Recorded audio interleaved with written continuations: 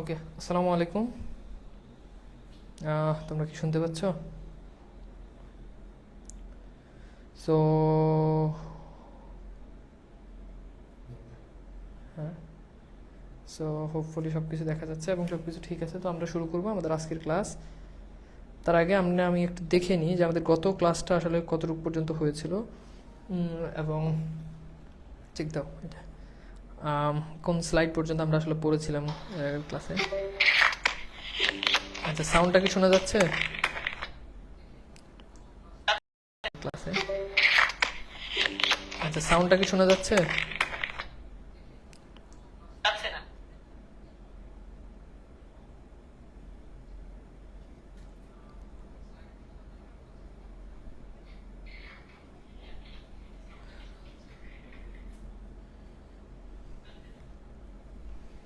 ঠিক আছে, okay fine.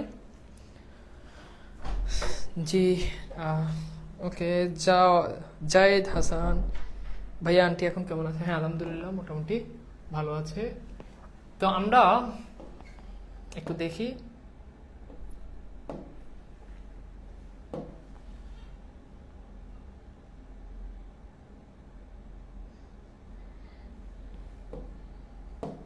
একটু দেখি কতটুকু পর্যন্ত এলো।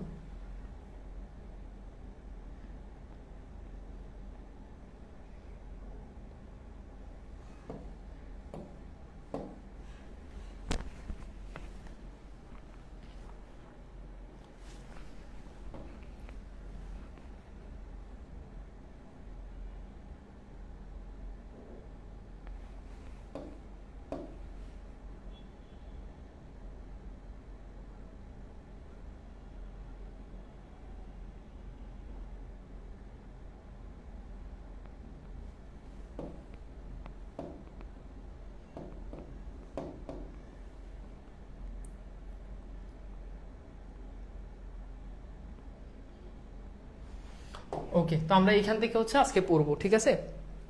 তো তোমরা কি সবকিছু কি দেখা যাচ্ছে এবং সবকিছু ঠিক আছে কিনা? আজকে আমাদের লেকচার 17 রেইনকোট পার্ট 2।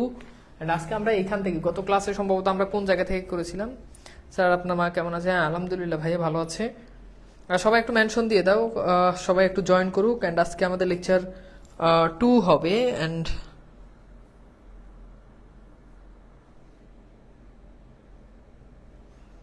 ঠিক আছে, ওকে। তো লেকচার 2 অ্যান্ড আমরা শুরু করব তাহলে।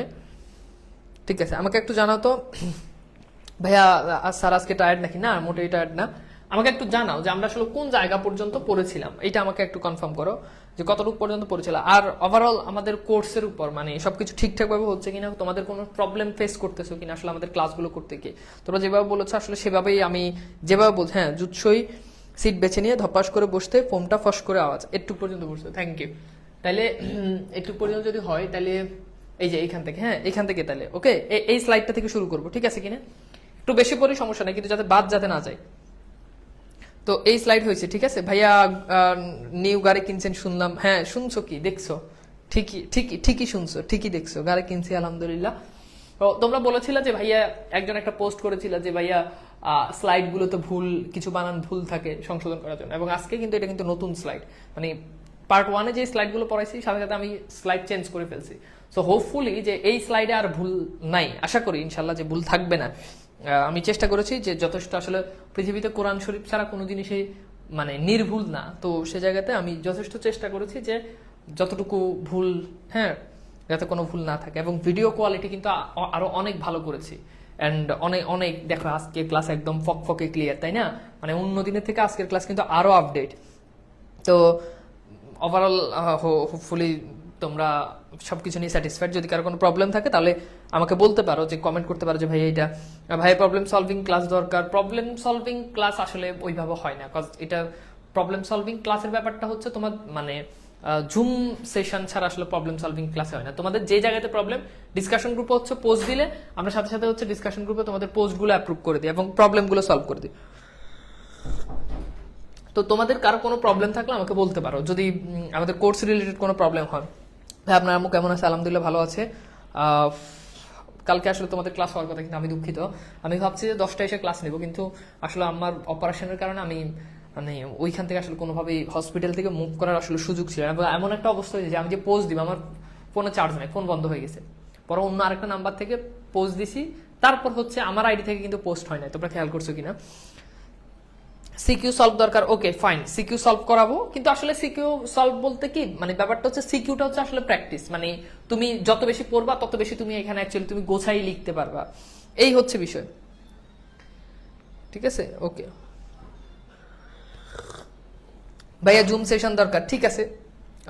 তোমাদের জুম সেশন দরকার, আমি সর্বোচ্চ চেষ্টা করব আমি তোমাদের জুম সেশন দেওয়ার জন্য। ফাইন, আমি জুম সেশন দিব, যাও, ইটস মাই প্রমিস যে আমি তোমাদেরকে জুম সেশন দিব। ডিসকাশন গ্রুপে অ্যাড দেন, ডিসকাশন গ্রুপে অ্যাড দেওয়া, ডিসকাশন গ্রুপে রিকোয়েস্ট দিলে ইয়ে হয়ে যাবে। আমি আজকে আরেকবার একটু ইয়ে করে দিচ্ছি, দিব যারা ডিসকাশন গ্রুপে ইয়ে হয় না, ঠিক আছে। পাঞ্জাবিটা অস্থির, thank you so much. Ali Naushad, thank you, অনেক সুন্দর একটা কমেন্ট করেছো এবং খুবই জীবনমুখী একটা কমেন্ট করেছো, অত্যন্ত আজকের ক্লাসের সবচেয়ে বেস্ট কমেন্ট। ঠিক আছে, চলন্ত বাস থেকে পর্যন্ত পড়াইছিলেন কি বুঝেনি? চলন্ত বাস থেকে পর্যন্ত, এখানে চলন্ত বাস থেকে পর্যন্ত পড়াইছিলাম। 3 জন যাত্রী, একজন পকেটমার। আচ্ছা আমরা এখান থেকে পড়বো বাদ। আচ্ছা ঠিক আছে, আমরা এখান থেকে ভাইয়া একটু স্লো পড়াইন, ওকে ফাইন।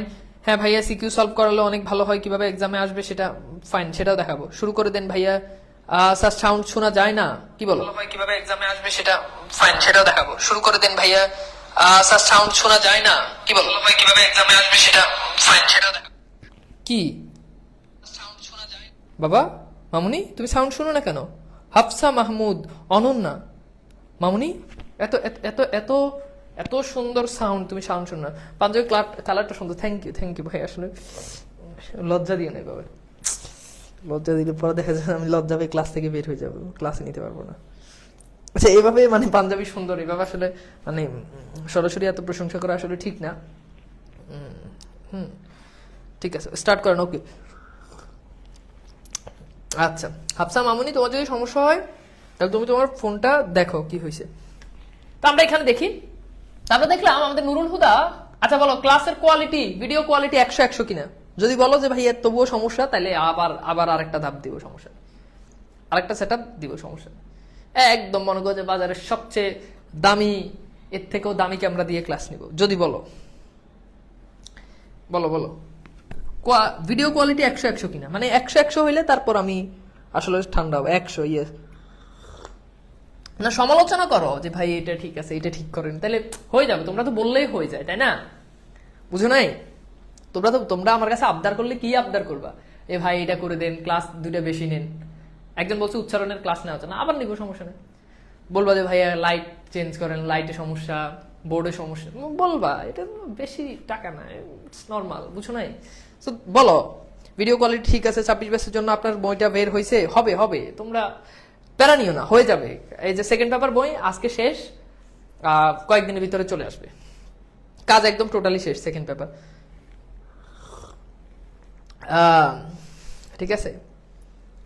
ঠিক আছে ভাইয়া, আরো খরচ করেন, নিউ লাইট লাগান। কেন বাবা এত লাগাইতে হবে কেন? যেটা লাগানো আছে এটার দিকে হইতেছে না, খালি আমার কেমনে পকেট থেকে টাকা খরচা করাবো এই ধান্দা বলা মানে ভালো হইল না। আচ্ছা এবার আসো, এখানে একটু বলে দিই, যেগুলো হলুদ কালার করে দেওয়া আছে ওগুলো হচ্ছে ব্যাখ্যা। তো আমাদের নুরুল হুদা সে জুৎসই মানে কি বলতো? সুবিধাজনক, অর্থাৎ যেটা তার জন্য বেটার, এরকম জুৎসই সিট বেছে নিয়ে ধপাস করে বসতে ফোমে ফস করে। একবার রাজশাহী বিশ্ববিদ্যালয়ের প্রশ্ন ছিল যে নুরুল হুদা মানে বাসে বসতে আওয়াজটা কেমন ছিল? আওয়াজ ছিল ফস ফুস, এরকম দেওয়া ছিল, বুঝছো? খস ঠাস। এখন উত্তর কোনটা হবে বলো তো? উত্তর হচ্ছে ফস। কি বলো? ফস। ওকে, ফস করে আওয়াজ হয়, তাতেই আর ফিরিয়ে তাকায় সামনের সিটে বসা 3 জন যাত্রী। তিনজন যাত্রী তার দিকে তাকায়, এদের সে ঠিক চোর অথবা পকেট মার বলে ঠিক শনাক্ত করে ফেলে। ডাকাতও হতে পারে কিংবা মিলিটারি কোনো বস্তিতে আগুন দিয়ে চলে গেলে এরা ছোটে লুটপাট করতে, অর্থাৎ এরা লুটপাট করার জন্য, মিলিটারি আগুন লাগাই দিয়েছে ওখানে যা কিছু পাওয়া যায় লুটপাট করার জন্য সেগুলো যায়। অথবা মিলিটারি কোথাও লুটপাট করলে এরা এগিয়ে এসে উচ্ছিষ্ট করায়। উচ্ছিষ্ট মানে কি, যেগুলো অবশিষ্ট অংশ, লুটপাট করলে অনেক জিনিস নষ্ট হয়ে যায়, তো যেগুলো নষ্ট হয়ে যায় অবশিষ্ট অংশ, মনে করো যে কারো ঘরের কোনো একটা আসবাবপত্র, এগুলো কুড়িয়ে নিয়ে আসে। অর্থাৎ এই তিনজন এটাই হবে, নুরুলহুদা সন্দেহ করতেছে। তিনটেই পরের স্টপেজে নামার জন্য অনেক আগেই ধরপর করে উঠে দাঁড়ায়। তাহলে কেমন করে উঠে দাঁড়ায়? ধরপর। কেমন করে? ধরপর। ঠিক আছে। এবং বাস থামার সঙ্গে সঙ্গে নেমে পড়ে, ঝটপট পায়। তিনটে ক্রিমিনাল একটাও তার দিকে আর ফিরে তাকায় না। অর্থাৎ কেন তাকায় না বুঝছো? সে যে ওই যে মুক্তিযোদ্ধার রেইনকোট পড়ছে, মিন্টুর রেইনকোট পড়ছে, এই জন্য এরা ভয় পাইছে। তার মনে তাকে বেশ ভয় পেয়েছে, মানে তার মানে তাকে কি অনেক ভয় পেয়েছে বলেই, হ্যাঁ, তার সঙ্গে চোখাচুকি এড়াতে এদের এত কসরত। কসরত মানে হচ্ছে কষ্ট, অর্থাৎ এদের এত কষ্ট হয়েছে। ওকে, আচ্ছা, এরপর দেখো আসাদ গেট বাস স্টপেজে ঝিরঝির বৃষ্টিতে দাঁড়িয়ে অপেক্ষা করছিল বেশ কয়েকজন মানুষ, ছাতা হাতে, কেউ কেউ নিজ ছাতার নিচে এবং অন্য ছাতায়, এবং ছাতা ছাড়া অনেকেই অন্যের ছাতার নিচে মাথা অন্তত খানিকটা পেতে দিয়ে বৃষ্টির ছাদ থেকে আত্মরক্ষা করতে শরীরগুলোকে আঁকাবাঁকা করছিল। যখন তুমি অন্য কারো ছাতার উপর যখন আশ্রয় নাও তখন দেখবা যে এমনি হয়, ছাতা এদিকে আবার এমনি হয়, আবার এমনি হয়। তো এই জন্য বলছে তারা কি হচ্ছে, খানিকটা কি করতেছে, বৃষ্টির ছাদ থেকে আত্মরক্ষা পাওয়ার জন্য তারা আঁকাবাঁকা, শরীরটাকে আঁকাবাঁকা করছিল। বাস থামলে সে দেখলো একে একে 9 জন প্যাসেঞ্জার বাসে উঠলো। খুব ইম্পর্টেন্ট, খুব ইম্পর্টেন্ট যে আসাদ গেট থেকে কয়জন প্যাসেঞ্জার বাসে উঠলো? উত্তর হচ্ছে 9 জন। কয়জন বাবা? 9 জন। ঠিক আছে।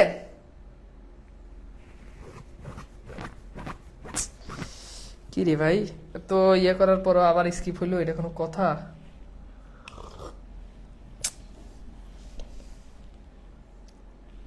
দুই লাইন স্কিপ হয়েছে, কি করা যায় বলো তো? দুই লাইন স্কিপ হয়েছে,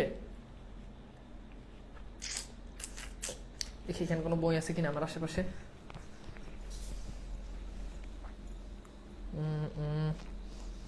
আচ্ছা দাঁড়াও, একটা বই পাইছি,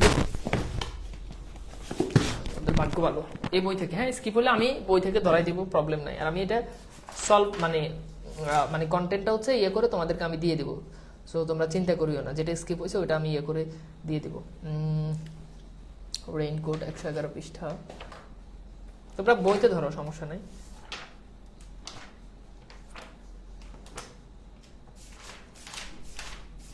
এই যে রেইনকোট, ঠিক আছে। আচ্ছা তাহলে আমি একটু পড়ি। হ্যাঁ, ম্যান ইজ মর্টাল, মানুষ মাত্রই ভুলনশীল। ভুল হতেই পারে, তাই নয় কি? মানুষ মাত্রই ভুলনশীল, ম্যান ইজ মর্টাল। আচ্ছা, হ্যাঁ হ্যাঁ, ওকে, এবার আমি পড়ি। যুদ্ধ সিট বেছে নিয়ে এতে মিলিটারি আগুন লাগে। হ্যাঁ, যুদ্ধ সিট বেছে নিতে 3 জন। হ্যাঁ, আচ্ছা, আসাদ গেট তিনটে ক্রিমিনাল, একটা তার দিকে ফিরে তাকায় না, তার মানে বেশ ভয় পেয়েছে বলে সঙ্গে। আচ্ছা, যাক, মিন্টুর রেইনকোটটা কাজ হচ্ছে, এটা হচ্ছে আমাদের লাইন। যাক, মিন্টুর রেইনকোটটা কাজ হচ্ছে, অর্থাৎ মিন্টুর এই রেইনকোটটা কাজে দিচ্ছে, কারণ চোর টোর সব পালা যাচ্ছে, চোর ছেসরা পকেটমার সব কেটে পড়েছে, ভালো মানুষটা থাকে, অর্থাৎ ভালো মানুষরা এই বাসে থাকে। সে বেশ সৎ সঙ্গে চলে যাবে, অর্থাৎ সে খুব ভালো মানুষদের সঙ্গে তার গন্তব্যে পৌঁছে যাবে। একেবারে কলেজে পর্যন্ত, অর্থাৎ একবারে কলেজ পর্যন্ত সে কি পৌঁছে যাবে, বুঝছো? আচ্ছা, এবার একটু পর্যন্ত আমরা পড়লাম, বুঝছো? দেখছো, পড়াই দিলাম, দেখছো টেকনিক, স্লাইডে নাই কিন্তু তোমাদেরকে পড়াই দিছি। আচ্ছা, এবার খেয়াল করো, দেখছো আমার বুদ্ধি, দেখছো একটা বই তাৎক্ষণিক খুঁজে নিয়ে তোমাদেরকে পড়াই দিছি। এখন না পড়াইলে হবো কি, বলবো যে ভাইয়া এই 2 লাইন পড়ার নাই, এই 2 লাইন আবার বুঝিয়ে দিন, ভাইয়া এই 2 লাইন আবার পরের ক্লাসে বুঝিয়ে দিন, একসাথে শেষ করে দিলাম, বুঝছো? সে বেশ খুঁটিয়ে খুঁটিয়ে সবাইকে দেখে, তার দিকে তাকিয়ে 9 জনের 3 জন আরে রাখো রাখো, এবং একজন রাখো রাখো বলতে বলতে নেমে পড়লো ধরপর করে। শেষ পর্যন্ত বোধ হয় এমনি অর্ডিনারি চোর, ছিচকে চোর, অর্থাৎ অর্ডিনারি চোর মানে সাধারণ চোর, ছোটখাটো জিনিস যারা চুরি করে, ছিচকে চোর মানে যারা এমনি টুকটাক চুরি করে, হ্যাঁ, হওয়ার সম্ভাবনাই বেশি। আর প্রথম 3টে কোথাও সুন্দরী মেয়ে দেখলে মিলিটারিকে খবর দেয়, কিংবা মিলিটারির কাছ থেকে বন্দুক নিয়ে পাকিস্তান জিন্দাবাদ, পাকিস্তান জিন্দাবাদ স্লোগান দিয়ে মহল্লায় মহল্লায় ঘুরে আর সুন্দরী মেয়েদের ধরে এনে পৌঁছে দেয় মিলিটারির ক্যাম্পে। তখন সুন্দরী সুন্দরী মেয়েদের খবর দিত কারা? ওই যে আমাদের দেশের কিছু এই যারা ছিল রাজাকার টাজাকার, এরা কি করতো, সুন্দরী মেয়ে দেখলে পাকিস্তানিদেরকে খবর দিত। তো মনে করো পাকিস্তানিদেরকে খবর দিলে তারা এসে নির্যাতন করতো। এগুলো হলো রাজাকার। ফের নতুন করে অপরাধী মুক্ত বাসে যেতে এখন ভালো লাগছে। জানালার বাইরে বৃষ্টির আশ উঠছে, ঠান্ডা হাওয়া, গাছপালা, লোকজন, দোকানপাট, বাড়িঘরের উপর ট্রান্সপারেন্ট আবরণ দেখা। আর ট্রান্সপারেন্ট আবরণ মানে স্বচ্ছ আবরণ, মানে সবকিছু দেখা যায়। দেখে আবরণ দেখে তার এক্সট্রা ভালো লাগে, সমস্ত ভালো লাগা ছির খায়। ছির খায় মানে কি? ফাটলো, মানে সব নষ্ট হয়ে গেল। বাস হঠাৎ করে ব্রেক করলো, মানে বাসটা হঠাৎ করে ব্রেক করলো। তখন তাকে তাকাতে হয় বাঁয়ে, অর্থাৎ সে বাঁ দিকে তখন তাকায়। চোখ পড়ে নির্ণীয়মান, নির্ণীয়মান মানে নির্মাণ হচ্ছে এমন, নির্ণীয়মান মসজিদের ছাদের দিকে। অর্থাৎ যখন বাস থামে তখন একটা মসজিদের দিকে নির্মাণ হচ্ছে এমন একটা মসজিদের দিকে সে তাকিয়ে থাকে। দরজা থেকে ঠান্ডা হাওয়া এসে লাগে তার মুখে এবং নাকের ভিতর দিয়ে সেই হাওয়া ঢুকে পড়ে বুকে, অর্থাৎ নাকের মধ্য দিয়ে সেই হাওয়া তার বুকে ঢুকে যায়। সেখানে থাকা লাগে, হ্যাঁ সেখানে থাকা। ক্র্যাকডাউনের রাত, ক্র্যাকডাউনের রাতকে এটা পরীক্ষাতে প্রশ্ন আসবে। ক্র্যাকডাউনের রাত হচ্ছে 1971 সালে 25শে মার্চ দিবাগত রাতে পাকিস্তানি সেনাবাহিনীর ঢাকায় যে ভয়াবহ ধ্বংসযজ্ঞ চালে। তোমরা সবাই জানো যে 25 মার্চ কি হয়েছে, এটাকে বলা হয় কালো রাত। তো সেটাই বলছে যে এই যে ক্র্যাকডাউনের রাত, পরীক্ষাতে এটা প্রশ্ন আসে। হ্যাঁ, কাটে ভোর হলে মিলিটারিরা গুলিতে এই মসজিদের ছাদ থেকে পড়ে গিয়েছিল এক মুয়াজ্জিন সাহেব। তাহলে ওই যে যেই মসজিদের সামনে বাসটা থেমেছিল, ওই মসজিদের সামনে একজন মুয়াজ্জিন, তাকে ক্র্যাকডাউন অর্থাৎ 25শে মার্চ রাতে তাকে কি করা হয়েছে, এখানে মিলিটারিরা তাকে হত্যা করা হয়। এবার বুঝছো? ঠিক আছে, আমি নতুন ভাই, কিছু বুঝতে পারছি না। বাবা তুমি আগের ক্লাসটা করো, বুঝছো?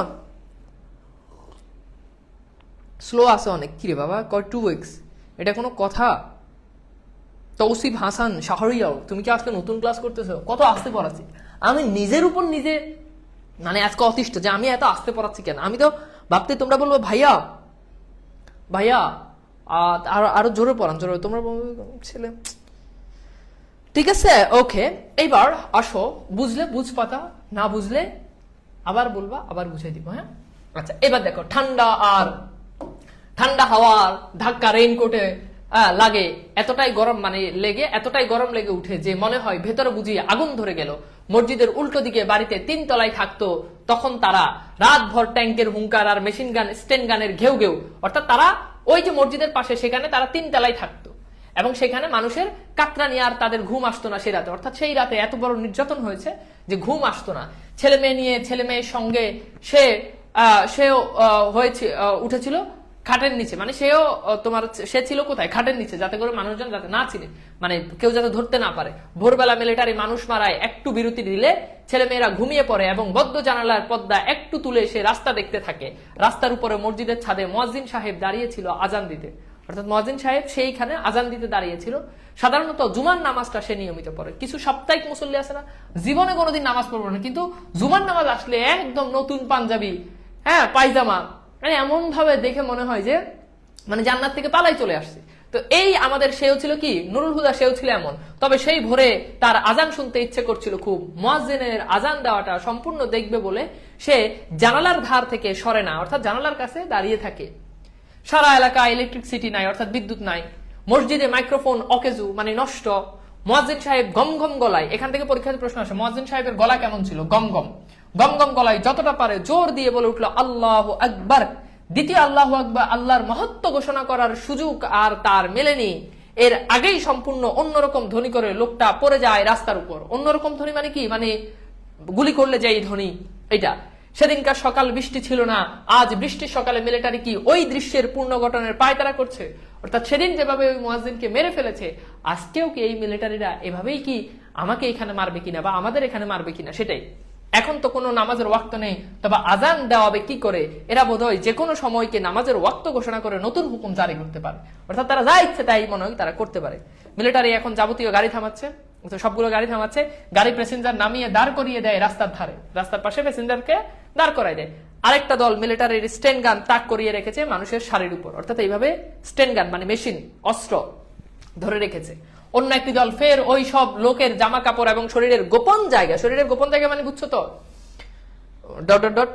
এই জায়গাগুলো তারা কি করে? তল্লাশি করে। তারা এগুলো হাতায় হুতায় দেখে, যতটুকু ফর্মালিটির ভিতর থেকে দেখা যায়, বুঝছো? মিলিটারি যাদের পছন্দ করে তাদের ঠেলে দিচ্ছে পেছনে দাঁড়ানো একটা সারির দিকে, অর্থাৎ পেছনে একটা সারির দিকে ভাগ করে ফেলতেছে, অর্থাৎ যাদের সন্দেহ করতে তাদের এক সারি, যারা সাধারণ মানুষ তাদের এক সারি। তাদের বাসটি এসে পড়লো লম্বা ও খুব ফর্সা এক মিলিটারি, অর্থাৎ তাদের বাসে খুব লম্বা এবং খুব ফর্সা একটা মিলিটারি আসছে। এই এই স্লাইড কি বুঝতে পারছো? কারো কোনো সমস্যা?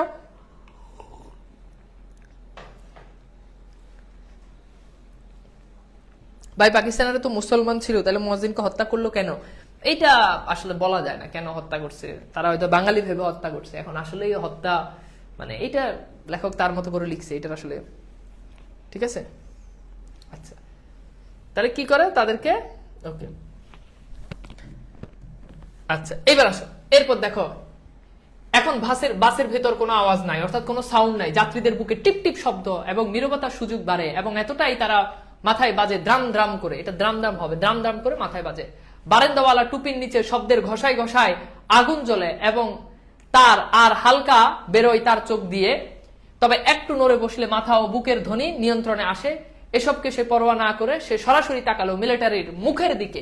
এখান থেকে পরীক্ষাতে প্রশ্ন আসে। তো একবার প্রশ্ন আসছিল তোমার খুব সম্ভবত কোন একটা ইউনিভার্সিটি, সম্ভবত কুমিল্লা ইউনিভার্সিটি 17 কি 18 সেশনে প্রশ্ন আসছিল যে নুরুল হুদা মিলিটারির কোন জায়গা মানে কোন জায়গা কোন দিকে তাকায়, বুঝছো? তো ওইখানে এই অপশন হচ্ছে মুখ, কান, আরেকটা হচ্ছে তোমার চোখ, আরেকটা অপশন ছিল সেটা আমি না বলি। তো এরকম অপশন ছিল আর কি। যাই হোক, মিলিটারির চোখ খোঁচালো হয়ে আসে এবং ছুছালো চোখের মনি, একদম ছুছালো চোখের মনি মানে একদম তীরের মতো কাটার মতো বিঁধে যায় তার মুখে। সেও তার চোখের বোতা এবং গরম চাউনিটাকে স্থির করে আলগোছে বিছিয়ে দেয় মিলিটারির খাড়া নাকে ও চুছালো চোখে, গোপের নিচে ও নাক, গোপ ও চোখের আশেপাশে ও নিচের লালচে চামড়ায়। এতে কাজ হলো মিলিটারির চোখ সরে যায় তার মুখ থেকে, নেমে পড়ে তার রেইনকোটের উপর। এবার তার চোখ থেকে মুখ থেকে এবার আস্তে আস্তে রেইনকোটের দিকে তাকায়। মনে হয় রেইনকোটের পানির ফোঁটাগুলো লোকটা গুনে গুনে দেখেছে, অর্থাৎ লোকটা মনে হয় ফোঁটাগুলো গুনে গুনে দেখছে। ভেতরের তাপে এইসব পানির ফোঁটা দেখে মিলিটারি এত থ মেরে যাওয়ার কারণ কি? অর্থাৎ এইগুলো রেইনকোটটা ভালো করে দেখে সে একেবারে থ হয়ে গেছে। লোকটা কি এগুলোতে রক্তের চিহ্ন দেখেছে? অর্থাৎ মনে হচ্ছে যে এভাবে তাকাইছে, মনে হচ্ছে এই পানির ফোঁটাগুলো রক্তের চিহ্ন। রেইনকোট বৃষ্টির ফোঁটা গোনাগুনিতে সরে মিলিটারি হঠাৎ বললো আগে বাড়ো, অর্থাৎ আগে যাও। এবার বলো বুঝছো কিনা?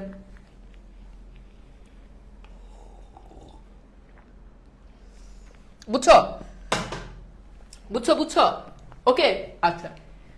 এরপর খেয়াল করে দেখো, বাস হঠাৎ স্টার্ট দিয়ে কয়েক পা লাফিয়ে আগে বাড়ে এবং যাত্রীদের স্বস্তির নিঃশ্বাসে ধাক্কায় অতিরিক্ত বেগে ছুটে পার হয়ে যায় ঢাকা কলেজের গেট, অর্থাৎ ঢাকা কলেজের গেটে একেবারে বাস চলে আসে। তাহলে পরীক্ষাতে প্রশ্ন আসবে যে বাস কোথায় এসে থামে? উত্তর হচ্ছে ঢাকা কলেজের গেটে এসে থামে। ওকে, নিউ মার্কেটের সামনে এসে পড়লে সে উঠে দাঁড়ায় এবং হুকুম করে রাখেন নামবো, অর্থাৎ আমি নামবো। বাস একটু স্লো হলে সে রেইনকোটের জমানো পানি গড়িয়ে পড়তে দিয়ে অপরাধী মুক্ত বাস থেকে নামতে নামতে সহযাত্রীদের দিকে তাকিয়ে, সে সহযাত্রীদের মানে হচ্ছে যারা তার সাথে যাত্রা করেছে, অর্থাৎ ওই বাসের মধ্যে এসেছে, ঠোঁট বাঁকায়। এতে তার সামনের সারির দাঁতও বেরিয়ে পড়ে। যারা দেখেছে তারা তার সেই ভঙ্গিকে ঠিক হাসি বলেই শনাক্ত করতে পেরেছিল বলে তার ধারণা। এখানে একটু বলে রাখি, এই গল্পের দেখবা একটা অংশ নুরুল হুদার নিজের জবানিতে বলছে, এটা তোমার জীবনে আর কেউ বলে নাই। একটা অংশ নুরুল হুদা নিজের জবানিতে বলছে, আর একটা অংশ কিন্তু লেখক নুরুল হুদার হয়ে বলছে। যেমন তুমি খেয়াল করো, এখানে বলছে যারা দেখেছে তারা তার মানে কি নুরুল হুদার। কিন্তু তুমি খেয়াল করে দেখবা নুরুল হুদা এই গল্পে অনেক জায়গাতে নুরুল হুদা কিন্তু নিজের ভাষায় বলছে, নিজের ভাষায় কিন্তু কথা বলছে। যেমন আসপাকে নিয়ে আর পারা যায় না, তারপর হচ্ছে কি আমাকে নিয়ে, এই যে দেখবা। কিন্তু এবার একটা অংশ দেখবা মাঝে মধ্যে এসে লেখক আবার নিজের মতো করে বলছে। যেমন এই যে যারা দেখেছে তারা তার সেই ভঙ্গিকে ঠিক হাসি বলে শনাক্ত করতে পেরেছিল বলে তার ধারণা। তার মানে তো বুঝতে পারতো সেটা নুরুল হুদা বলে না, নুরুল হুদা বলতো কি আমার ধারণা। তো এই গল্পের এটা হচ্ছে একটা বৈশিষ্ট্য। এবার আমার মনে হয় এটা তোমরা নতুন জানছো। কারা কারা নতুন জানছো হাত তোলো। সরি, হাত তো তুলতে পারবে না, আমাকে একটু বলো তো। ভাইয়া নতুন গাড়ি সাই কি? ভাইয়া নতুন গাড়ি সাই না, আমার গাড়ির নাম সাই না, গাড়ির নাম হচ্ছে এক্সিও। ঠিক আছে, কারা নতুন জানছো এটা? ভাইয়া আপনার পড়াশোনা করছেন কোথায়? আয় হায়, তুমি জানো না, লজ্জা। ওকে আচ্ছা, এইবার হোপফুলি তোমরা বুঝতে পারছো। এবার খেয়াল করো, প্রিন্সিপালের কামরায় প্রিন্সিপালের সিংহাসন মার্কা চেয়ারে বসে রয়েছে জাদ্রাল টাইপের এক মিলিটারি, অর্থাৎ জাদ্রাল টাইপের খুব প্রভাবশালী বড় পোস্টের হ্যাঁ, এক মিলিটারি পান্ডা, এই পান্ডা বলতে বোঝানো হচ্ছে প্রধান, যারা মিলিটারিদের প্রধান। নতুন জানলাম, তোমাদের তো অনেক কিছু জানার আছে, তোমরা তো এখনো মানে অজ্ঞ মূর্খ, সো জানতে হলে আসতে হবে, ঠিক আছে? এগুলো নতুন নতুন জানবা, ঠিক আছে? নুরুল হুদার নাম কই গেল এই গল্প? এটাই তো বলছি, এটাই তো সায়েন্স বাবা, যে আছে আবার নাই। অর্থাৎ লেখক কখনো নিজের মতো করে লিখছে, আবার কখনো নুরুল হুদা লিখছে। কিন্তু যদি পরীক্ষাতে প্রশ্ন আসে গল্প কথককে, উত্তর তোমরা নুরুল হুদাই করবা, ঠিক আছে? ওকে, এরপর খেয়াল করে দেখো তার ভারিক কি। ভাইয়া ঢাকা কলেজে আমার এক আন্টির মেয়ে পড়ে। আচ্ছা, তোমার আন্টির মেয়ে মনে হয় শরীফা, বুঝছো? তার ভারিক্কি মুখ দেখে অনুমান করা যায়, ভারিক্কি মানে হচ্ছে গুমরা মুখ দেখে পান্ডাটি কর্নেল কিংবা মেজর জেনারেল। তাহলে এবার পরীক্ষাতে প্রশ্ন আসবে যে যে প্রিন্সিপালের চেয়ারে বসে থাকা সেই মিলিটারি, সে কি হবে বলে নুরুল হুদা ধারণা করেছে। তাহলে অপশন একটাতে থাকতে পারে কি, একটা হচ্ছে যে মেজর জেনারেল, কর্নেল। দেখো এখানে কিন্তু ওই যে বহু নির্বাচনে যেগুলো, এগুলোতে আসবে 1 কর্নেল, 2 মেজর জেনারেল, 3 মেজর বা ব্রিগেডিয়ার। তার মানে 4টা অপশনের কথা বলছে, এই 4টা হইতে পারে।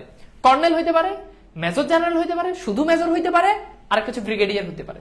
তাকে দেখে প্রিন্সিপালের কালো মুখ বেগুনি হয়। এখান থেকে পরীক্ষাতে প্রশ্ন আসে যে তাকে দেখে প্রিন্সিপালের কালো মুখ কেমন হয়, কি রঙের হয়? লাল হয়। সবাই উত্তর করে লাল, সবাই উত্তর করে কি লাল, লাল না বেগুনি হয়। ডক্টর আফাজ আহমেদ, এখানে তার অনেকগুলো ডিগ্রি দেওয়া আছে, হওয়ার চেষ্টা করতে করতে স্যার বলে হি ইজ প্রফেসর হুদা, কিন্তু ডক্টর আফাজ আহমেদ পিএইচডি, হ্যাঁ এমএসসি পিএইচডি, নিজের ভুল সংশোধন না করে পারে না। Sorry, he is not a professor, A lecturer in chemistry. সেই কেমিস্ট্রি লেকচারার কে মনে আছে? নুরুল হুদা। পরীক্ষাতে প্রশ্ন আসে উর্দুর প্রফেসর আকবর সাজিদ, মনে রাখবা, উর্দুর প্রফেসর আকবর সাজিদ, আর কেমিস্ট্রির নুরুল হুদা। Shut up. এবার প্রিন্সিপাল তাকে আর আব্দুস সত্তার মৃধাকে নিয়ে মিলিটারি জিপে তোলায় আগে জেনারেল, কর্নেল ও ব্রিগেডিয়ার প্রিন্সিপালকে কড়া গলায় বলে সেনাবাহিনী নিয়ে মজা করে শায়রি করা খুব বড় অপরাধ। অর্থাৎ সেনাবাহিনীদেরকে মজা করছো, খুব বড় অপরাধ। তো তাদেরকে আমরা দেখলাম যে এখানে মিলিটারিরা কি করে, মিলিটারি ওই নুরুল হুদাকে কি করে, জিপে তোলে, এবং নুরুল হুদার সাথে আরেকজনকে, সে হচ্ছে আব্দুস সত্তার মৃধা, এই দুজনকে জিপে তোলে। ওকে, এবার তাকে ছেড়ে দেওয়া হলো, তবে কড়া ওয়াচে রাখা হলো, অর্থাৎ কড়া দৃষ্টিতে নজরে রাখা হলো। উর্দুর প্রফেসর ডক্টর প্রফেসর আকবর সাজিদের দোহাই পড়ে প্রিন্সিপাল সুবিধা হয়, নুরুল উদ্বিগ্ন হয়, মানে নুরুল হুদা খুবই চিন্তিত হয়। সাজিদ সাহেব বলে যদি পালিয়ে না থাকে তো তার কপালে যে কি আছে তা জানে এক আল্লাহ আর মিলিটারি। অর্থাৎ যদি সে পালাই না থাকে তাহলে তার কপালে দুঃখ আছে। তাদের দুজনের চোখে বেঁধে দেওয়া হয়েছিল, জিপ চালাচ্ছিল একে বেঁকে, মস্ত উঁচু একটা ঘরে তাদের এনে ফেলা হয়। তাহলে একটা উঁচু ঘরে ওই আব্দুস সত্তার মৃধা আর নুরুল হুদাকে নিয়ে আসা হয়, ঠিক আছে? কর্নেল জেনারেল কোন পদ? এগুলো সেনাবাহিনীর অনেকগুলো পদ আছে, কর্নেল জেনারেল, মেজর, ব্রিগেডিয়ার, হ্যাঁ অনেকগুলো পদ আছে, এগুলো একটা পদ। ব্রিগেডিয়ার হচ্ছে এটা একটা পদবি, বুঝছো? আর্মিরা বা সেনাবাহিনীতে যারা আছে তাদের একটা পদবি। আচ্ছা, চোখ খুলে দিলে সে আব্দুস সত্তার মৃধাকে দেখতে পায়, জায়গাটা একেবারেই অচেনা, অর্থাৎ যেই জায়গায় তাদেরকে নিয়ে যাওয়া হয়েছে, কেন নিয়ে যাওয়া হয়েছে এখানেও একটা সায়েন্স আছে, এটা বুঝবা। এইটা আমার আগে অনেকবার পড়ছো, অনেকেই পড়ছো, কলেজেও পড়ছো, কিন্তু আসলে জিনিসটা তুমি ফিল করতে পারো না, কাহিনীটা তুমি বুঝতে পারো না, এখনই বুঝবা। জায়গা আছে একেবারে অচেনা, এক ডেক চেয়ারে সে কতক্ষণ বসে থাকলো এবং তার কোনো হিসাব নাই। তার সামনে একটা চেয়ারে বসলো এক মিলিটারি, তাকে ইংরেজিতে নানান প্রশ্ন করে, সে জবাব দেয়। লোকটা চলে গেলে অন্য ঘর থেকে ফের অন্য একটা লোক এসে তাকে প্রশ্ন করে এবং সে জবাব দেয়। অর্থাৎ আয়না ঘরে যেভাবে জবাবদিহিতা করা হয়, ধরে নিয়ে গিয়ে একদম সেম আয়না ঘর রিপিট, যেমন গাড়িতে করে চোখ বেঁধে নিয়ে যাওয়া হয়, একদম সেম মনে হচ্ছে এইখান থেকে শিখছে যে চোখ বেঁধে আয়না ঘরে নিয়ে যাওয়া হয়। নিয়ে যাওয়ার পর তারপর হচ্ছে সেখানে তারা প্রশ্ন করে, চোখ বেঁধে বিভিন্ন টাইপের প্রশ্ন করে। তো সেটা এখানে দেখলাম, অন্য ঘরে নিয়ে অন্য একটা লোক এসে তাকে প্রশ্ন করে, সে জবাব দেয়। প্রশ্নগুলো প্রায় একই রকম এবং তার উত্তর হেরফের হয় না। যেমন কিছুদিন আগে যে প্রশ্নগুলো কি, কিছুদিন আগে তাদের কলেজে কয়েকটা লোহার আলমারি কেনা হয়েছে। মনে রাখবে কিসের আলমারি? লোহার আলমারি। হ্যাঁ, এগুলো বই নিয়ে আসছিল কারা, মানে এই যে আলমারিগুলো আনছিল, এগুলো কারা আনছিল? শায়রি মানে হচ্ছে মজা দুষ্টেমি। আচ্ছা, এরপর হচ্ছে সে জবাব দেয় ঠিক অফিসের জন্য 3টা, খুব ইম্পর্টেন্ট, অফিসের জন্য 3টা আলমারি, বোটানি, হিস্ট্রি, জিওগ্রাফি ডিপার্টমেন্টের জন্য 2টো করে। তার মানে বোটানির জন্য 2টা, জিওগ্রাফির জন্য 2টা, টোটাল 2টা করে 6টা। ওকে, এবং ইংরেজির জন্য 1টা, সর্বমোট 10টা আলমারি। তাহলে খেয়াল করে দেখো, অফিসের জন্য 3টা আর বোটানির জন্য 2টা, বোটানি ডিপার্টমেন্টের জন্য 2টা। এখন বললো না যে ভাই বোটানি কি? উদ্ভিদ বিজ্ঞান। জুলজি কি? প্রাণী বিজ্ঞান। হিস্ট্রি ইতিহাস। জিওগ্রাফি ভূগোল কি? ভূগোল, ঠিক আছে? তোমরা এখন অনেকেই অবাক হয়ে যায় যে ভাই আপনারা এত কিছু কিভাবে জানেন। সো এই জন্য আমি আসলে অনেক কিছু তোমাদেরকে জেনেও বলি না, যে কখন যে নজর লেগে যায়। সর্বমোট 10টি আলমারি কলেজে নিয়ে আসা হয়েছে, বুঝছো? আমি কালকে কলেজে পড়াচ্ছি, কালকে না পরশু কলেজে পড়াচ্ছি, তো আমি অনেক উদাহরণ লিখলাম। লেখার পর আমি বললাম যে এত উদাহরণ তোমাদের পরীক্ষা আসবে না। তো এক মেয়ে আমাকে বললো, ভাইয়া যদি নাই আসে তাহলে আপনি এত উদাহরণ আমাদেরকে লেখাচ্ছেন কেন কষ্ট করে? আমি বললাম আমি যে অনেক কিছু পারি, এটা বোঝানোর জন্য তোমাদেরকে এত কিছু লেখাচ্ছি, বুঝছো? না লিখলে তো তুমি বুঝবে না যে আসলে আমি কি। তো তো হোপফুলি বুঝতে পারছো। টোটাল 10টা আলমারি। আবার বলছে অফিসের জন্য 3টা, বোটানি 2টা, হিস্ট্রি 2টা, জিওগ্রাফি 2টা, আর বাকি হচ্ছে কি ইংরেজির জন্য 1টা। মোট 10টা আলমারি। এত কথা বলার দরকার নাই। ওই আলমারিগুলো নিয়ে আসে যে কয়েকটা ঠেলাগাড়ি করে, ঠেলাগাড়িওয়ালাদের তো সে ভালো করেই চিনে, অর্থাৎ যে ঠেলাগাড়িওয়ালাদের কথা নিয়েছে ওই ঠেলাগাড়িওয়ালাদেরকে নুরুল হুদা খুব ভালো করে চিনে। নুরুল হুদা জবাব দেয়, তাদের সে চিনবে কোত্থেকে? তারা হলো কুলি, সে একজন লেকচারার, তাহলে সে তাদের সঙ্গে এত কথা বলছিল কেন? অর্থাৎ বলছে ঠিক আছে তুমি কুলি, তুমি লেকচারার, তারা কুলি, তাহলে তুমি তাদের সাথে কলেজে যখন নিয়ে আসছিল তখন তুমি এত কথা বলছো কেন তাদের সঙ্গে? খেয়াল করো খুব ভালো করে। এরপর দেখো প্রিন্সিপাল আদেশে আলমারিগুলো স্টিলের পাতের ঘনত্ব, দেরাজের, দেরাজ মানে হচ্ছে তোমার ডয়ার লেখা আছে, দেরাজের সংখ্যা, আকার, হ্যাঁ তারা ছাবির মান, রং মানে প্রভৃতি নিয়ে সে কথা বলছিল। অর্থাৎ সে দাবি করে যে আমি তাদের সঙ্গে কথা বলছিলাম। প্রিন্সিপাল বলছিল যে এই আলমারিগুলো যে কেমন হবে সেটা নিয়ে। মিলিটারি শান্ত গলায় তথ্য সরবরাহ করার ভঙ্গিতে বলে, মিসক্রিয়েন্টরা কলেজে ঢুকছিল কুলির বেশে, অর্থাৎ মুক্তিযোদ্ধারা, তারা কুলির ভেসে সেই কলেজে ঢুকছে ইনফরমেশন নেওয়ার জন্য। এটা তার চেয়ে আর ভালো কে জানে? অর্থাৎ এটা নুরুল হুদা, তুমি এটা খুব ভালো করে জানো। তারা আজ ধরা পড়েছে, নুরুল হুদার নাম বলেছে, তারা ধরা পড়ছে, এবং তারা কার সাথে এই কলেজে তাদের সাথে আটাত রয়েছে, যোগাযোগ রয়েছে, তারা নাম বলছে নুরুল হুদা। এবার নুরুল হুদা ধরা পড়ছে।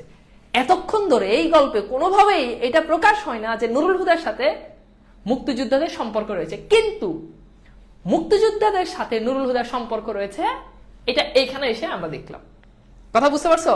এতক্ষণ ধরে এটা কিন্তু কোথাও উল্লেখ হয় নাই, বরং আমরা দেখেছি সে কিন্তু প্রথম ক্লাসে আমরা বলেছিলাম, দেখছো যে তার শালা পাকিস্তানি মারে, সেনাবাহিনী মারে, এটা তো তার দোষ না, সে তো এগুলো থেকে সম্পূর্ণ দূরে। কিন্তু এখন বলছে যে আসলে ওই মুক্তিযোদ্ধারা তারা ধরা পড়ছে মিলিটারিদের হাতে, এবং তার নাম বলেছে, তাদের সঙ্গে তার যোগাযোগ নিয়মিত, সে গ্যাংয়ের একজন সক্রিয় সদস্য। তাহলে সে কি ছিল?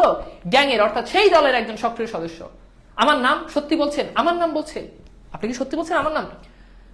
নুরুল হুদা হঠাৎ চিৎকার, মিলিটারির বিরক্ত হয় না, বরং উৎসাহ পায়। উৎসাহিত মিলিটারি তাকে বলে, কুলিরা ছদ্মবেশী মিসক্রিয়েন্ট। তাহলে কুলিরাই হচ্ছে কি ওই ছদ্মবেশী মিসক্রিয়েন্ট, অর্থাৎ কুলির বেশে তারা কলেজে ঢুকছিল, কারণ ওই কলেজটা ছিল সেনাবাহিনীদের ক্যাম্প, ওখানে সেনাবাহিনীরা নিয়মিত আসতো। ওই কলেজের প্রিন্সিপাল, অর্থাৎ ঢাকা কলেজের প্রিন্সিপাল, তারা সেখানে সেনাবাহিনীদের সঙ্গে তাদের সাথে আতাত ছিল।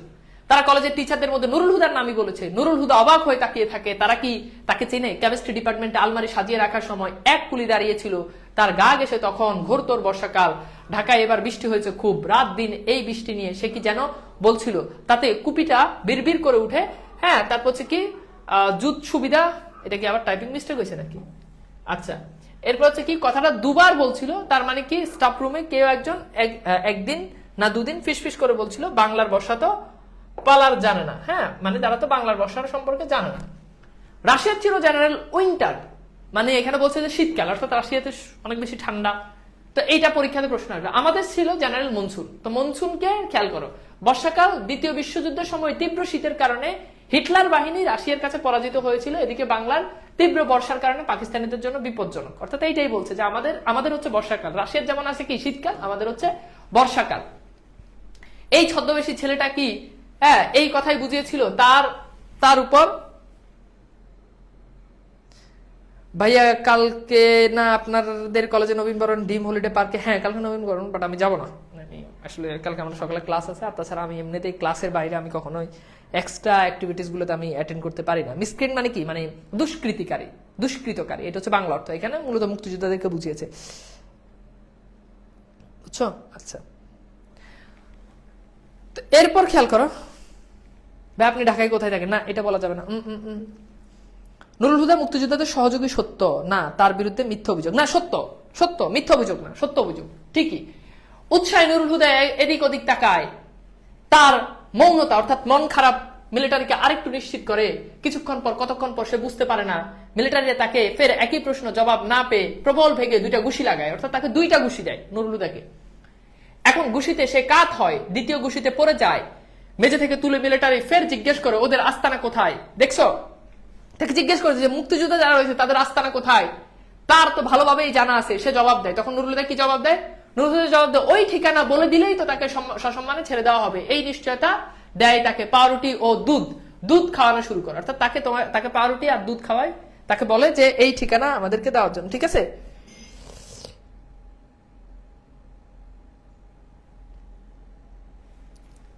ওকে, বুঝছো? একটা লাইন মনে মিস্টেক হয়েছে, তবু আমি একটু দেখি যে মিস্টেক হয়েছে কিনা। না, মিস্টেক বলতে কি স্কিপ হয়েছে কিনা।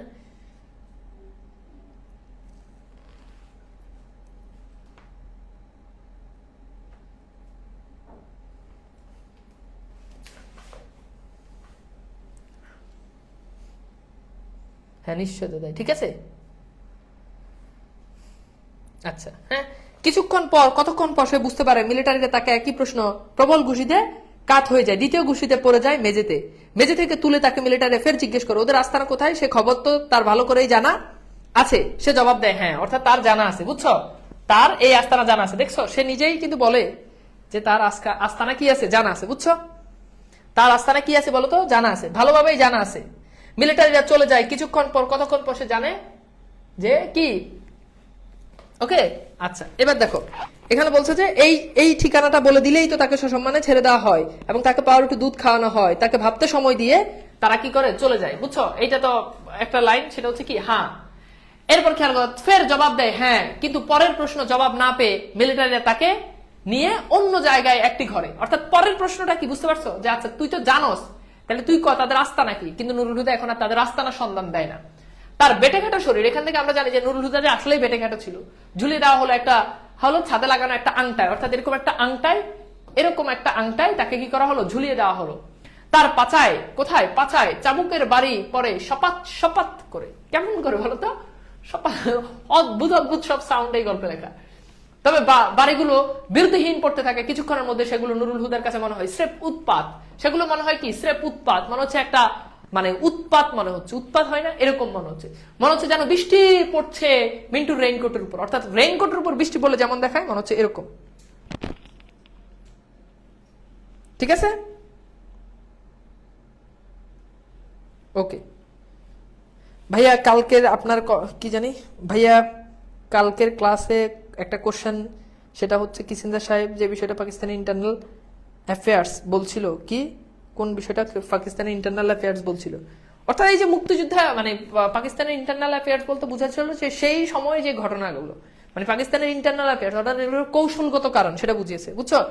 আচ্ছা, এবার খেয়াল করো, রেইনকোটটা এরা খুলে ফেলেছে, অর্থাৎ নুরুল হুদার যে রেইনকোট ছিল সেটা খুলে কোথায়, হ্যাঁ কে জানে, কোথায় রাখলো কে জানে, কোথায় যে রাখছে কে জানে, কিন্তু তার তার শরীরে এখনো লেগে আছে। অর্থাৎ রেইনকোটের যে উষ্ণতা সেটা তার শরীরে এখনো লেগে আছে, বৃষ্টির মতো চাবুকের বাড়ি পরে তার রেইনকোটের চামড়ায়। আর সে অবিরাম বলেই চলেছে মিসক্রিয়েন্টদের ঠিকানা তার জানা আছে, শুধু তার ঠিকানা জানার মধ্যে কোনো বাহাদুরি নেই।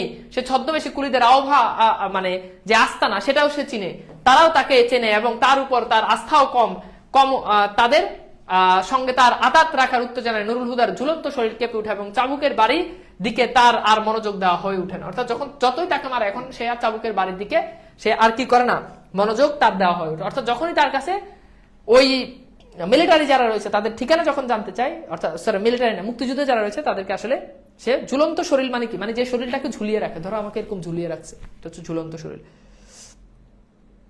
ঠিক আছে স্যার, আপনি কোন কলেজে পড়ান? United college. আচ্ছা, এইবার আসো, এইবার আমরা একটু দেখি এখান থেকে কি টাইপের প্রশ্ন হয়। ঢাকা বোর্ড 2024 প্রশ্ন আসছে, শহরের বুকে জলপাই রঙের ট্যাঙ্ক। শহরের বুকে জলপাই রঙের ট্যাঙ্ক কি বুঝতে পারতেছ? ওই যে বিভিন্ন সময় যে দেখবা যে আর্মিদের বিভিন্ন ট্যাঙ্ক আছে জলপাই রঙের, সেটার কথা বলছে। এলো দানবের মতো চিৎকার করতে করতে, অর্থাৎ এই যে মেশিন গান, সেই ট্যাঙ্কের যে হুঙ্কার, যে সাউন্ড, সেটা এখানে বলছে। তো ঢাকা বোর্ড 2024 আসছে, আমরা একটু প্রশ্ন দেখি যে কি টাইপের আসলে এখান থেকে প্রশ্ন আসছে। তো প্রশ্ন বলা হচ্ছে, উদ্দীপকের কোন বিষয়টিতে রেইনকোট গল্পের মিল পাওয়া যায়? বলো বলো কোন বিষয়টিতে।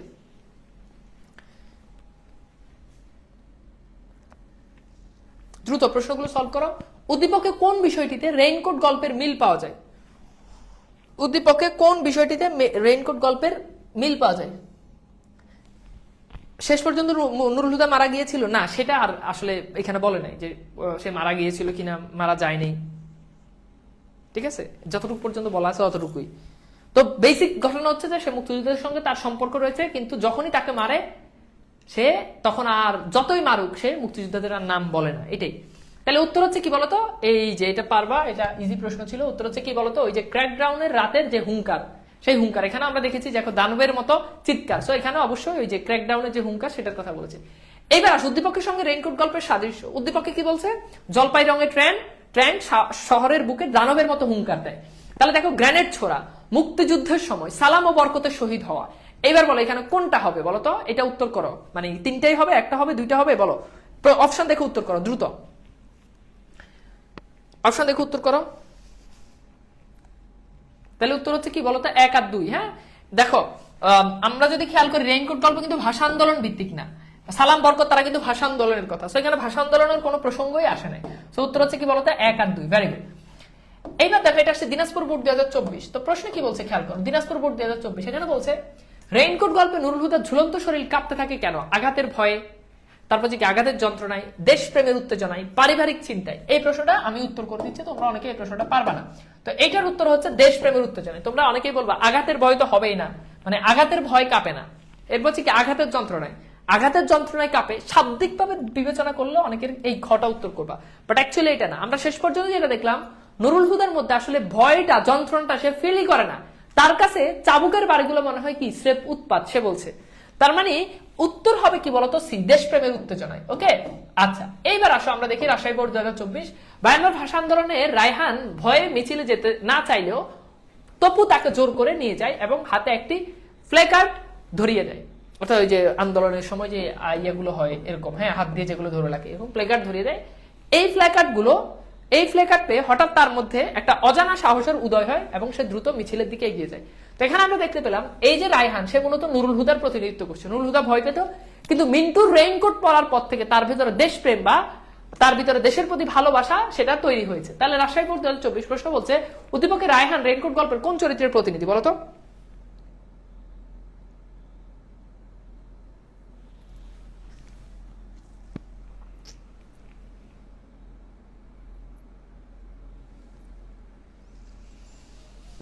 Very good. তাহলে এটা তো সহজ প্রশ্ন ছিল না, বলো এটা কি হবে? এটা হচ্ছে নুরুল হুদা। এইবার আসো, এটা উদ্দীপকে ভাববস্তু রেইনকোট গল্পের কোন অন্তর্নিহিত বিষয়কে ইঙ্গিত করে? 1, সুপ্ত চেতনার জাগরণ, এইটা একটা।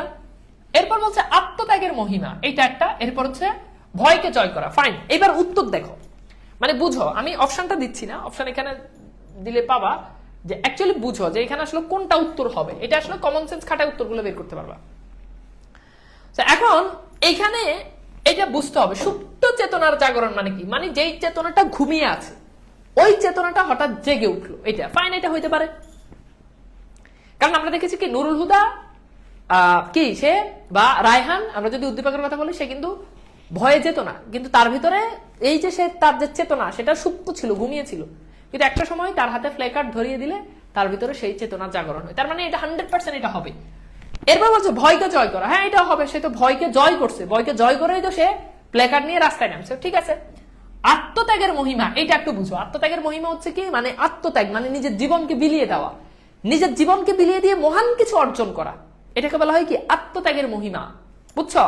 এখন ব্যাপারটা হচ্ছে ওইখানে কিন্তু আসলে কারো জীবন গেছে কিংবা রায়হান মরে গেছে এরকম না। যদি মারা যেত তাহলে সেটা হতো আত্মত্যাগের মহিমা, কিংবা নুরুল হুদা যদি মারা যেত, এটা যদি গল্প উল্লেখ থাকতো তাহলে সেক্ষেত্রে হইতো। তার মানে এখানে 2 নাম্বার হওয়ার আসলে চান্স নাই। সো রাইট অ্যান্সার হচ্ছে কি বলতো, 1 আর 3। সো প্রশ্নটা ভালো করে বুঝতে হবে, আমি একদম ব্যাখ্যা সহ বললাম, ডিটেলস বললাম, ওকে। এবার আসো ময়মনসিংহ বোর্ড 2024। মিলিটারির চাবুকের আঘাত নুরুল হুদার কাছে কি বলে মনে হয়? অসহ্য যন্ত্রণা, স্রেফ উৎপাত, অসহ্য অত্যাচার, অমানবিক অত্যাচার, বলতো?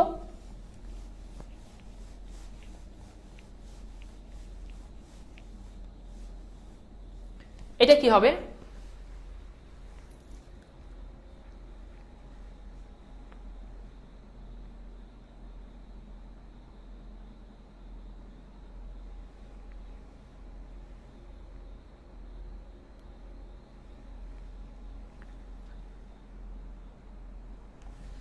এটা তো কমন, তাই না? স্রেফ উৎপাত, ওকে। আচ্ছা এইটা দেখো, এবার বলছে নুরুল হুদা পাকিস্তানি হানাদার বাহিনীর তলব করার কারণ কি? এখানে অপশন মিস্টেক আছে, এটা একটু বাদ দিই। আচ্ছা, রেইনকোট গল্প উর্দুর প্রফেসরের নাম কি? চট্টগ্রাম বোর্ড 2024। এগুলো একদম রিসেন্ট প্রশ্ন, 24-এর প্রশ্ন সলভ করাচ্ছি তোমাদেরকে।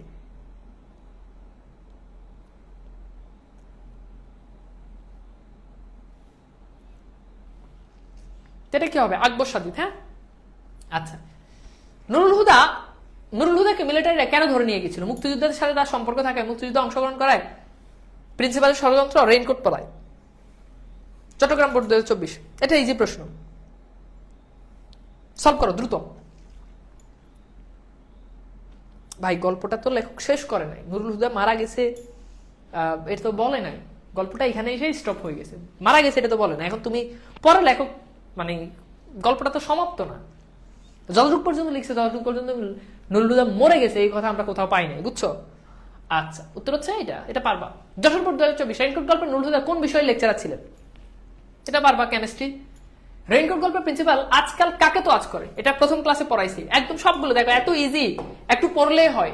বরিশাল বোর্ড 2024 আসছে, একটু যদি মিনিমাম যদি পড়াশোনা করো তাইলেই মনে করো যে এগুলো পারবা।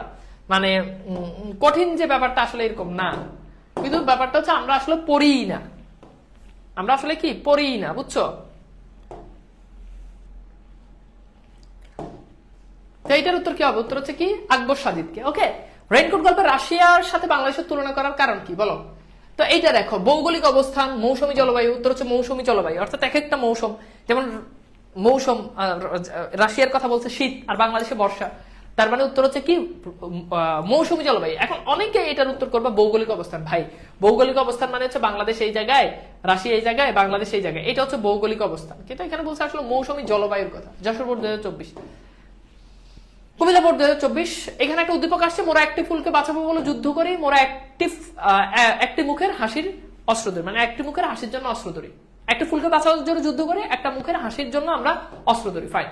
তো এখন বলছে এখানে উদ্দীপকে মোরা রেইনকোট গল্পের কোন চরিত্রগুলোর কথা মনে করিয়ে দেয়? তো দেখো, তো এখানে বুঝতে পারতেছো মোরা বলতে এখানে বোঝাচ্ছে মুক্তিযুদ্ধের পক্ষে, মুক্তিযুদ্ধের পক্ষের শক্তি। তো এইটা বলো, এটা কি হবে? এটা তো পারবা। উত্তর হচ্ছে কি বলতো?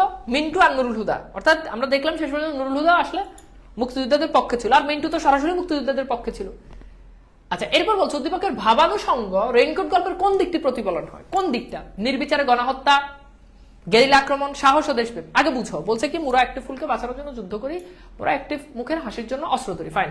তার মানে ওই যে জায়গাতে আসলে নির্বিচার গণহত্যা কোনো কিছুকেই বুঝায় না, গেরিলা আক্রমণ এটাকেও বুঝায় না, সাহস ও দেশপ্রেমিক, ঠিক আছে, মোরা অস্ত্র ধরি, মোরা হ্যাঁ মুখের হাসির জন্য যুদ্ধ করি, ঠিক আছে, সাহস দেশপ্রেম হইতে পারে। সাব সার্ভিস অ্যাক্টিভিটিস এটা তো হবেই না। সাব সার্ভিস অ্যাক্টিভিটিস মানে আদার্স, মানে তার যে অ্যাক্টিভিটিস বা সে কি করতেছে না করতেছে, এটা সব। এটা রাইট অ্যান্সার কি বলো তো? সি। তোমরা তো বস হয়ে যাচ্ছ, শেষ, তোমরা বস হয়ে গেলা একেবারে। আমি তো খুবই হতাশ, তোমরা এভাবে পড়ে তোমরা তো নিজেরাই এরপর কোর্স নামাই দিবে, তখন দেখা যায় আমার কোর্সে আর কেউ ভর্তি হবে না, সবাই তোমাদের কাছে পড়ার জন্য মনে করছে লাফালাফি শুরু করে দিব। আচ্ছা, এবার আসো, একটা সৃজনশীল সন্তানকে রক্ষা করতে মানুষ নিজে বুকে গুলি পর্যন্ত খেলেন লিপি মন্ডল, অর্থাৎ লিপি মন্ডল নিজের সন্তানকে রক্ষা করার জন্য বুকে গুলি খেলেন। এরপরে শেষ রক্ষা হলো না, 6 বছরের শিশুপুত্র পরাগ মন্ডল দিনে দুপুরে অপহরণ করে নিয়ে গেল দুর্বৃত্তরা। দুর্বৃত্তরা মানে হচ্ছে যারা পরিচয় গোপন করে এসে তুলে নিয়ে যায় তাদেরকে। শিশুটির এখনো কোনো খোঁজ নেই। এই ধরনের একটি ঘটনা তখনই ঘটে যখন আইন শৃঙ্খলার চরম অবনতি হয়, অর্থাৎ আইন শৃঙ্খলার যখন নিয়ম কানুন যখন থাকে না তখনই আইন শৃঙ্খলার অবনতি জনমত উদ্বেগ ও উৎকণ্ঠা সৃষ্টি করে। অর্থাৎ যখন আইন শৃঙ্খলার অবনতি হয়, আইন শৃঙ্খলার অবস্থা যখন দিন দিন খারাপ হয়ে যায়, তখন জনগণের মধ্যে উদ্বেগ চিন্তা কাজ করে এবং উৎকণ্ঠা, এবং তারা খুবই ভীষণ উদ্বেগ মানে হচ্ছে তারা খুব চিন্তিত। উদ্বেগ উৎকণ্ঠা মানে কি বুঝে? তারা খুব চিন্তিত জন্ম নিয়েছে, অর্থাৎ তাদের ভিতরে খুব চিন্তার জন্ম নিয়েছে। তাই এখানে বলছে কার জন্য নুরুল হুদা তটস্থ থাকতে হয়? তো উত্তর হচ্ছে তার শালা মিন্টুর জন্য। ফাইন, এক কথায় শেষ। নুরুল হুদার স্ত্রী কেন বাড়ি পাল্টানোর জন্য হন্য হয়ে লেগে থাকে? এবার এটার উত্তর কি দিবা? নুরুল হুদার স্ত্রী, সহজ কথা, প্রথম লাইন, নুরুল হুদার স্ত্রী তার ভাইকে অর্থাৎ নুরুল হুদার শালক মিন্টুকে বাঁচানোর জন্য সবসময় অতিরিক্ত তার প্রতি কি ভালোবাসার জায়গা থেকে এবং তাকে নিয়ে সবসময় চিন্তা থাকার কারণে সর্বদাই নুরুল হুদা এবং তার স্ত্রী আসমা বাড়ি পরিবর্তন করে। এইটা হচ্ছে মেইন। এরপর তুমি নিচে আরেকটা লাইন লিখে দিলা, শেষ। উদ্দীপকে লিপি মন্ডলের সেই রেইনকোট গল্পের কোন চরিত্রের সাদৃশ্য? তাহলে এখানে বলছে লিপি মন্ডল, খেয়াল করে দেখো। এখন লিপি মন্ডল এখানে কাজটা কি করছে? লিপি মন্ডল তার ছেলেকে পরাগ মন্ডল কি হয়েছে বলো? এই যে এখানে দেখো যে লিপি মণ্ডল সন্তানকে রক্ষা করতে নিজের বুক পর্যন্ত গুলি খেলেন লিপি মণ্ডল। তাহলে লিপি মণ্ডল নিজেকে মানে আরেকজনকে রক্ষা করার জন্য, তার ছেলেকে রক্ষা করার জন্য নিজে বুকে গুলি খেয়েছে। আর এইবার আমরা যদি রেইনকোট গল্পের দিকে যদি তাকাই, লিপি মণ্ডলের মতো নুরুল হুদা মুক্তিযুদ্ধের যারা রয়েছে তাদের সন্ধান, তাদের ক্যাম্প বা তারা যেখানে থাকে সেটা জানা সত্ত্বেও সে না বলে নিজে চাবুকের বাড়ি খেয়েছে। হ্যাঁ, কাদের হাতে? মিলিটারিদের হাতে। তার মানে আমরা দেখলাম উদ্দীপকে লিপি মণ্ডল রেইনকোট গল্পের প্রথম লাইন হবে এটা, উদ্দীপকে লিপি মণ্ডল রেইনকোট গল্পের নুরুল হুদার প্রতিনিধিত্ব করছে। আমরা দেখি রেইনকোট গল্পে নুরুল হুদা মুক্তিযোদ্ধাদের ঘটনা, মুক্তিযোদ্ধাদের সঙ্গে তার সম্পর্ক রয়েছে, মুক্তিযোদ্ধাদের ক্যাম্প, মুক্তিযোদ্ধারা কোথায় থাকে সবকিছু তার জানা। কিন্তু পাকিস্তানি মিলিটারিরা যখন তাকে তুলে নিয়ে অত্যাচার করে, তাকে যখন ঝুলিয়ে রাখে, তাকে যখন চাবুক দিয়ে যখন মারে, তখন সে মুক্তিযোদ্ধাদের যেই অবস্থান সেটা সে বলে নাই এবং সে সেটা মিলিটারিদেরকে বলে নাই। এতে তার উপর অমানবিক নির্যাতন নেমে এলেও তার কাছে সেই নির্যাতনটা আসলে নির্যাতনই মনে হয় না, মনে হচ্ছে রেইনকোটের ওম। এভাবে সে মুক্তিযুদ্ধের জন্য নিজে মার খেয়েছে, নির্যাতনের শিকার হয়েছে। অপরদিকে রেইনকোট গল্পে আমরা দেখতে পাই লিপি মণ্ডল তার সন্তানকে বাঁচানোর জন্য নিজে বুকে গুলি খেয়েছেন। সুতরাং দেখা যায় উদ্দীপকের লিপি মণ্ডল এবং রেইনকোট গল্পের নুরুল হুদা একই রকম চরিত্র বহন করে। দুজনেই নিজের জায়গা থেকে অপর পক্ষের জন্য কি করে?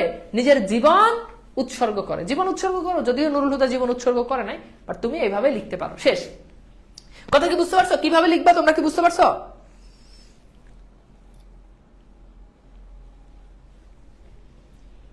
বুঝছো? বুঝছো? বলো, এই প্রশ্নটা কি বুঝতে পারছো? তাহলে ঘটনাটা কিভাবে ব্যাখ্যা করবা? Hopefully clear. আজকে ফার্স্ট ক্লাস ভাইয়া, তো এখন কি করবো ভাইয়া? তোমাকে কি ফুলেল শুভেচ্ছা জানাবো? ভাই আপনার ক্লাস না রুমটা একটু দেখান। দেখাবো? সব তো মোটামুটি অগোছালো। দেখাবো, কোনো একদিন দেখাবো, সুন্দর করে গোছাই টোছাই নিয়ে। আজকে তো অগোছালো, মানে আমি যে আসলে অনেক গোছানো মানুষ এটা তো তোমাকে বুঝাতে হবে, এই জন্য একদিন সুন্দর করে গুছাই তারপর হচ্ছে। ঠিক আছে? আচ্ছা ঠিক আছে ভাই, এমন করে বর্ণনা করলে সেও তিনে তিন। তিনে তিন মানে কি? তিনে তিন দিয়েও মনে করে যে টিচার স্যাটিসফাইড হবে না, যে আল্লাহ আমি তো ছেলেটার উপর জুলুম করলাম, আমার তো 3-4 দেওয়া উচিত, কিন্তু আমি তো পারতেছি না 3-4 দিতে। এবার দেখো উদ্দীপকের সন্তান হারা লিপি মণ্ডল যেন রেইনকোট গল্পে নুরুল হুদারই প্রতিনিধিত্ব করে, উক্তিটি ব্যাখ্যা করে। এই প্রশ্নটা এই প্রশ্ন সেম, কাছাকাছি, একদম একই টাইপের প্রশ্ন। এখানে তুমি ব্যাখ্যা করবে নুরুল হুদার সাথে লিপি মণ্ডলের যে সম্পর্ক, অর্থাৎ মিলটা কোন জায়গায়। আর এখানে তুমি প্রশ্ন করবা, এখানে তুমি মিলাতে হবে যে লিপি মণ্ডল তার সন্তান হারিয়েছেন, সে নিজের সন্তানকে বাঁচানোর জন্য নিজে বুকে গুলি নিয়েছেন। অপরদিকে নুরুল হুদা মুক্তিযোদ্ধাদেরকে বাঁচানোর জন্য তার নিজের বুকে গুলি তিনি নিয়েছেন। উদ্দীপকে আমরা দেখতে পাই যে লিপি মণ্ডল তার স্বজনের জন্য, আপন জনকে বাঁচানোর জন্য বা তার নিজের সন্তানকে বাঁচানোর জন্য সে নিজে বুকে খেয়েছে। কিন্তু রেইনকোট গল্পে আমরা দেখতে পাই পুরো জাতিকে, পুরো দেশের অর্জনের জন্য, মুক্তি অর্জনের জন্য নুরুল হুদা নির্দিষ্ট কাউকে না বাঁচিয়ে পুরো দেশকে বাঁচানোর জন্য হ্যাঁ তিনি নিজেই কি হয়েছে? নির্যাতনের শিকার হয়েছেন। তো এই প্রশ্ন সেম, কাছাকাছি। এইটা যে লিখতে পারবে এটা সে নিজের মতো করে আরো বেশি লিখতে পারবে। দ্যাটস ইট, এটাই। তো এইভাবে খুব সংক্ষেপে আসলে সৃজনশীলগুলোর উত্তর করা যায়। ঠিক আছে ভাইয়া, আপনার ক্লাসরুম না, বেডরুম দেখতে চাই। ওকে, আচ্ছা তাই? আর কিছু দেখতে চাও না তুমি? তোমার দেখার অন্ত কোথায় গিয়ে শেষ হলো? ঠিক আছে, জেনারেল হচ্ছে পদবি, পদবি জেনারেল, মেজর জেনারেল, ব্রিগেডিয়ার, বললাম, বারবার বললাম যে এগুলো হচ্ছে পদবি। ঠিক আছে, ওকে। এইবার বলো, আজকের ক্লাসটা রেইনকোটের উপর 2টা ক্লাস নিছি, হোপফুলি তোমরা ক্লিয়ার, এবং 24-এর সকল প্রশ্ন আমি সলভ করে দিছি আলহামদুলিল্লাহ। অ্যান্ড হোপফুলি তোমাদের প্রবলেমগুলো সলভ, এত সুন্দর তোমরা সর্বোচ্চ স্টুডেন্ট, মানে সর্বোচ্চ ভালো রেজাল্ট